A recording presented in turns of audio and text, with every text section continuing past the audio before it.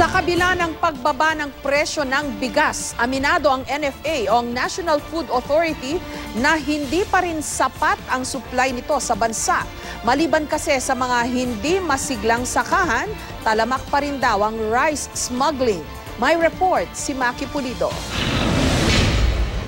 Ipinagmalaki ng National Food Authority ang pagbaba ng presyo ng bigas mula noong last quarter ng 2014. Ang dating 45 pesos na commercial rice noon, bumaba na sa 32 pesos bawat kilo. Nasa 27 pesos naman ang pinakamababang presyo ng NFA rice. Actually, ang sitwasyon ng NFA ngayon napaka-stable. Kung makikita naman natin sa presyo ng bigas sa merkado yan, mababa ang presyo ng bigas. Pero sa kabila ng pagbaba ng presyo, aminado ang NFA na hindi pa rin sapat ang supply ng bigas sa bansa.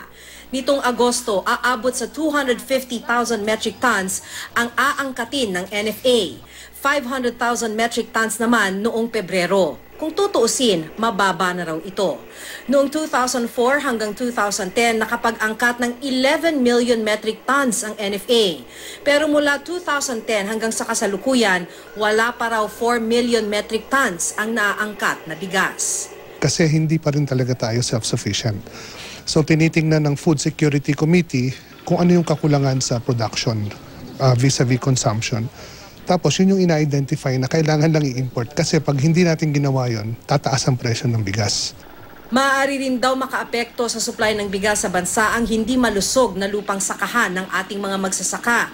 Base kasi sa pagsusuri ng Department of Agriculture nitong Mayo, ang buong 30 milyong ektaryang sakahan ngayon sa bansa may sakit na at kailangang i-rehabilitate. Problema rin daw hanggang ngayon ang rice smuggling. Pero ayon kay Administrator Dalisay, nababantayan na raw nila ito lalo't may security features na ang mga import permit.